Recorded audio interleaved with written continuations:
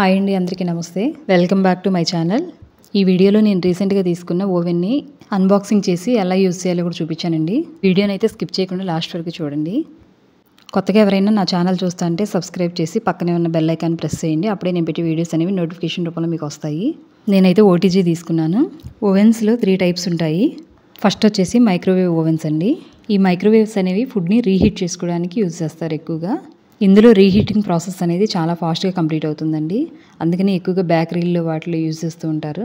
పఫ్స్ని కానీ పిజ్జాస్ని కానీ రీహీట్ చేసి ఇస్తూ ఉంటారు కదా. సెకండ్ టైప్ వచ్చేసి ఓటీజీ ఓవెన్ టోస్టర్ గ్రిల్లర్. ఈ ఓటీజీలో బేక్ చేయొచ్చు, రోస్ట్ చేయొచ్చు, గ్రిల్ చేయొచ్చు.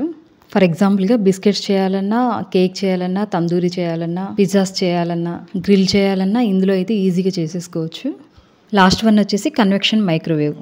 ఈ కన్వెక్షన్ మైక్రోవేవ్లో ఏంటంటే మైక్రోవేవ్లో లాగా రీహీట్ చేసుకోవచ్చు, బాయిల్ చేసుకోవచ్చు, ఓటీజీలో లాగా బేక్ చేసుకోవచ్చు. మైక్రోవేవ్ ఓటీజీతో కంపేర్ చేస్తే ఈ కన్వెక్షన్ మైక్రోవేవ్ అనేది కాస్ట్ అయితే కొంచెం ఎక్కువ ఉంటుందండి.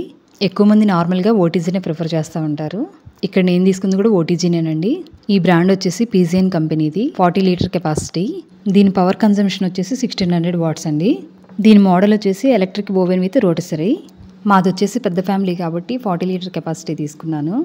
అదే చిన్న ఫ్యామిలీ అయితే కనుక ఇంకా తక్కువ కెపాసిటీ తీసుకోవచ్చు. ఇంక ఇక్కడ చూసారు కదా, ప్యాకింగ్ అయితే చాలా సేఫ్గా చేశారు. బాక్స్ ప్యాకింగ్ అయితే డెలివరీ బాయ్ ఓపెన్ చేశాడండి. అన్నీ ఒకసారి చెక్ చేశాడు, అన్నీ వచ్చినాయా రాలేదా అని చెప్పేసి. చూడడానికి పెద్దగా ఉంది కానీ వెయిట్ అయితే లైట్ వెయిట్లోనే ఉందండి. ఈ ఓవెన్కి వారంటీ అయితే 1 ఇయర్ ఇచ్చారు.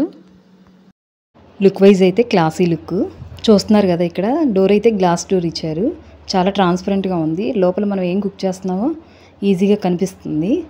దీనిలో ఏమేమి చేసుకోవచ్చు అనేది డోర్ మీద డిస్ప్లే చేశారు. Cookies, pizzas, cakes, fish fry చేసుకోవచ్చు. ఫిష్ ఫ్రై అనేది నార్మల్గా గ్యాస్ మీద చేసుకోవాలంటే చాలా ఎక్కువ ఆయిల్ పడుతుంది కదా. దీనిలో అయితే మినిమల్ ఆయిల్తో చేసుకోవచ్చు, తక్కువ ఆయిల్తో. ఇక్కడైతే ఏది ఎన్ని డిగ్రీల సెల్సియస్ మీద పెట్టుకొని కుక్ చేసుకోవచ్చు ఇచ్చారు. ఇక్కడ ఫిష్ అయితే 200 డిగ్రీ సెంటిగ్రేడ్ మీద పెట్టుకొని కుక్ చేసుకోవాలి. 15 to 20 మినిట్స్లో ఫ్రై అయిపోతాయి. సైడ్కి అయితే 3 నాబ్స్ ఇచ్చారు. ఫస్ట్ వచ్చేసి టెంపరేచర్ నాబ్ అండి. ఎన్ని డిగ్రీ సెంటిగ్రేడ్ మీద పెట్టుకోవచ్చు అది తిప్పుకుంటే అది సరిపోద్ది. సెకండ్ వచ్చేసి ఫంక్షన్స్ నాబ్. ఈ ఫంక్షన్ కంట్రోలర్ అనేది మనం కుక్ చేసే ఐటమ్ని బట్టి డౌన్ సైడ్ హీటా, అప్ సైడ్ హీటా, బోత్ సైడ్ హీటా అనేది ఉంటుందండి. లాస్ట్ వన్ వచ్చేసి టైము. మనం కుక్ చేసే ఐటమ్ని బట్టి టైమర్ సెట్ చేసుకోవాలి.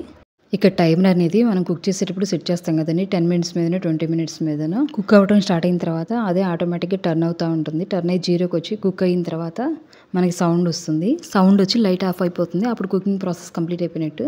ఇక్కడ దీనిలో అయితే కొన్ని యాక్సెసరీస్ ఇచ్చారండి. ఇక్కడ నేను చూపిస్తున్నది అయితే ట్రే, బేకింగ్ ట్రే. ఇక్కడ చూస్తున్నారు కదా, అది వచ్చేసి వైర్ ర్యాక్ అండి. దీని మీద బ్రెడ్ పెట్టుకోవచ్చు, తందూరిని రోస్ట్ చేసుకోవచ్చు. తర్వాత ఇప్పుడు చూపించేది వచ్చేసి వైర్ ర్యాక్ హ్యాండిల్ అండ్ దీన్నే బేక్ ప్యాన్ హ్యాండిల్గా కూడా యూజ్ చేస్తాము. ఇంకా రోటసరీ సెట్ ఒకటి, రోటసరీ హ్యాండిల్ కూడా ఇచ్చారండి. ఇంకా అడుగునైతే ఇంకో ట్రే కూడా ఉంది. ఆ ట్రే ఎందుకంటే మనం ఎప్పుడైనా వైర్ ర్యాక్ మీద పెట్టి కుక్ చేసినప్పుడు కానీ రోటసరీ సెట్తో కుక్ చేసినప్పుడు వచ్చే వేస్ట్ అనేది పడినప్పుడు ఆ ట్రేలో పడుతుంది. ఇక్కడ నేను చూపిస్తున్న ఐటెం వచ్చేసి ఇదేనండి, రోటసరీ సెట్. దీంతో చికెన్ కానీ పన్నీర్ కానీ ఇలా వాటిని గ్రిల్ చేసుకోవచ్చండి. ఇక్కడ నేను చూపిస్తున్న విధంగా అలా సెట్ చేసుకోవాలి లోపల. ఓవరాల్గా ఇదండి. దీంతోపాటు మనకు ఒక మాన్యువల్ కూడా ఇచ్చారు. ఈ ఓటీజీలో ఏంటంటే మనం ఏది కుక్ చేయాలన్నా ముందు అయితే ప్రీ హీట్ చేయాలండి. ప్రీ హీట్ చేసుకొని తర్వాత కుక్ చేసుకోవాలి. ప్రీ హీట్ చేసేటప్పుడు ఫస్ట్ అయితే టెంపరేచర్ నాబ్ని, కేక్ని బేక్ చేయాలంటే 230 డిగ్రీస్లో పెట్టుకోవాలి. అదే పిజ్జాని బేక్ చేయాలంటే 200 డిగ్రీస్లో పెట్టుకోవాలి. తర్వాత ఈ రెండింటికి ఫంక్షన్ కంట్రోలర్ వచ్చేసి బోత్ సైడ్ హీటింగ్ పెట్టుకోవాలండి. టైంని అయితే 10 నిమిషాలు ప్రీ హీట్ కోసం పెట్టుకోవాలి. ప్రీ హీట్ కంప్లీట్ అయిన తర్వాత సౌండ్ అయితే వస్తుంది. తర్వాత బేక్ చేసే ఐటెం కేక్ అయితే కనుక 150 డిగ్రీస్ దగ్గర 40 to 45 మినిట్స్ బేక్ చేసుకోవాలి. లేదా పిజ్జా అయితే కనుక 200 డిగ్రీ సెంటిగ్రేడ్ దగ్గర 10 మినిట్స్ బేక్ చేసుకోవాలి. ఫంక్షన్ కంట్రోలర్ అనేది బోత్ సైడ్ హీటింగ్ పెట్టుకోవాలి. ఇక్కడ నేను తందూరి చేద్దామని ప్రీ హీట్ చేస్తున్నాను. ప్రీ హీట్ కోసం ఫంక్షన్ నాబ్స్ని ఇలా సెట్ చేసుకున్నాను. టెంపరేచర్ 230 డిగ్రీస్లో పెట్టాను. ఫంక్షన్ నాబ్ వచ్చేసి బోత్ సైడ్ హీటింగ్లో పెట్టాను. టైం వచ్చేసి 10 మినిట్స్ సెట్ చేసుకున్నాను. ప్రీ హీట్ కంప్లీట్ అయ్యే లోపల వైర్ ర్యాక్ ఉంది కదా, ఆ వైర్ ర్యాక్ మీద ఇక్కడ చూపిస్తున్నట్టు ఆల్రెడీ మ్యాగ్నెట్ చేసి పెట్టుకున్న లెగ్ పీసెస్ని ఇలా పెట్టుకుంటున్నానండి. ఇక్కడ ప్రీ హీట్ అయితే కంప్లీట్ అయ్యి సౌండ్ వచ్చి లైట్ అయితే ఆఫ్ అయిందండి. తర్వాత డోర్ అయితే ఇలా ఓపెన్ చేసుకొని వైర్ ర్యాక్ని అయితే ఇలా సెట్ చేసుకుంటున్నాను. మిడిల్లోకి పెట్టుకోవాలండి. తర్వాత డోర్ అయితే క్లోజ్ చేసి టైమర్ని సెట్ చేసుకోవాలి. టైం 40 మినిట్స్కి సెట్ చేసుకోవాలి.